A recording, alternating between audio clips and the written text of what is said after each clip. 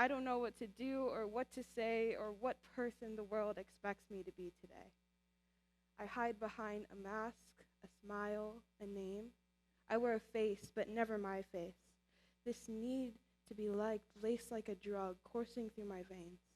And yeah, sure, some of this is just normal teenage angst, but I'm one of those kids that lie in the in-between. Part of me always remains unreal, unseen, unconscious. Depending on who you ask, I'm a diamond waiting to gleam or a soft opal, too multicolored to fit in with the rest of the gems. You see, diamonds are hard, and I've had to be to hide the soft, squishy mess of my heart underneath.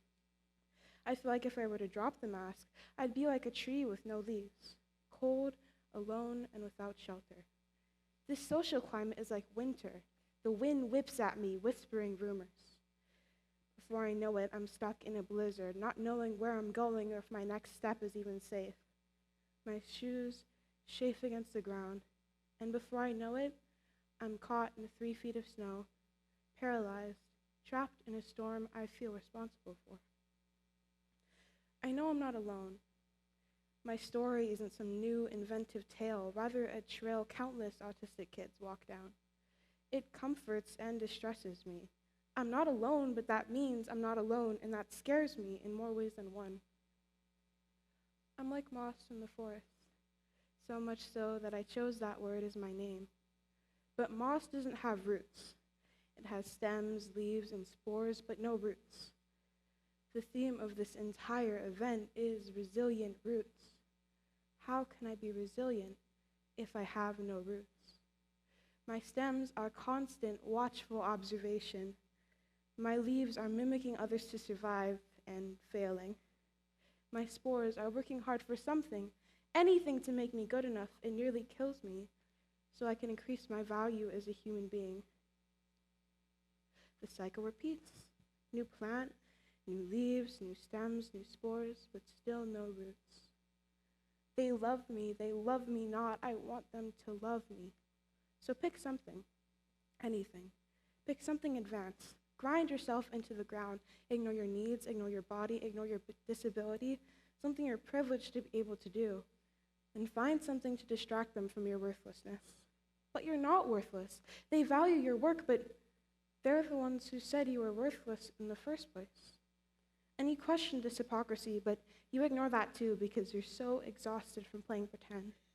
You ignore and ignore and ignore because you're simply too burnt out to think about it.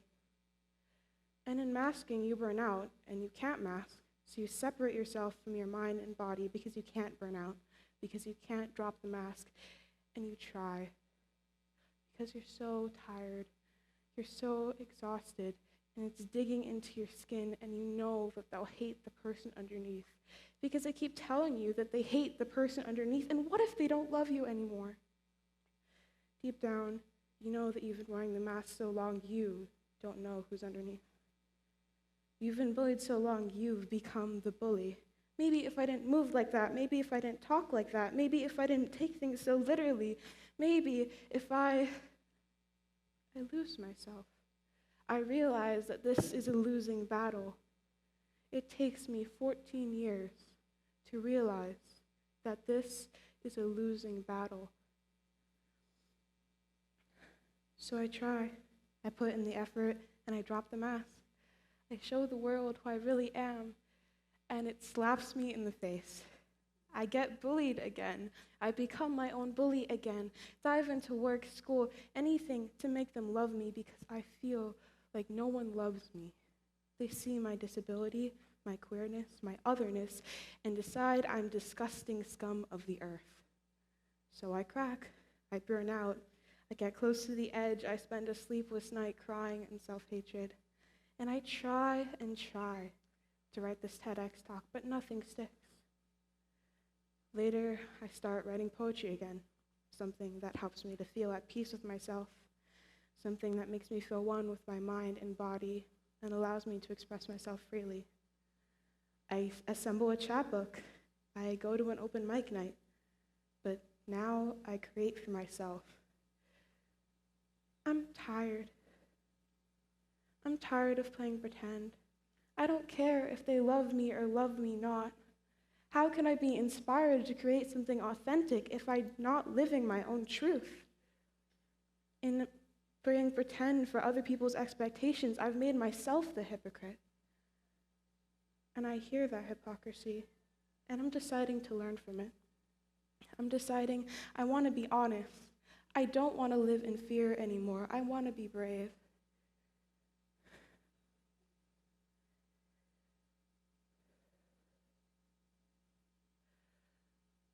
My middle name tells a story of Limu tied to the land and beloved by the sky.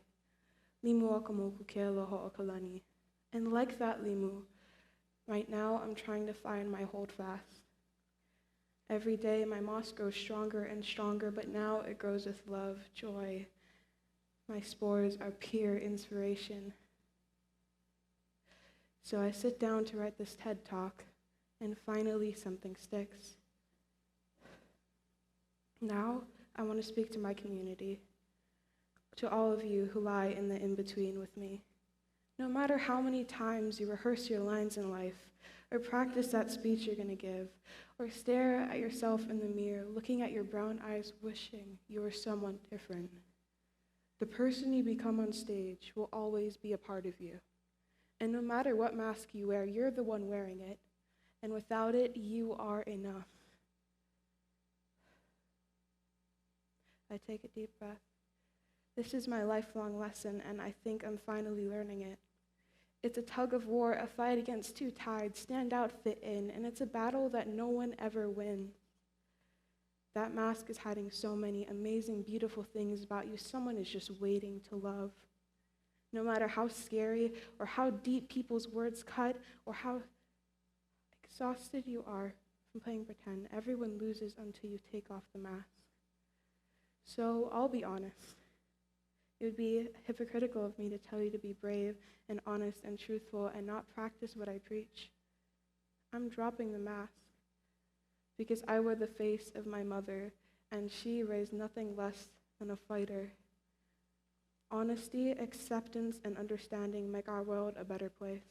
I'm young and inexperienced, but I do know this. It takes 3 acts of bravery to change the world. First, be authentically yourself. Allow others to have the space to be authentically themselves. And find and create safe places where everyone can be authentically themselves together. Thank you for letting me tell you the story of all of us that lie in the in-between.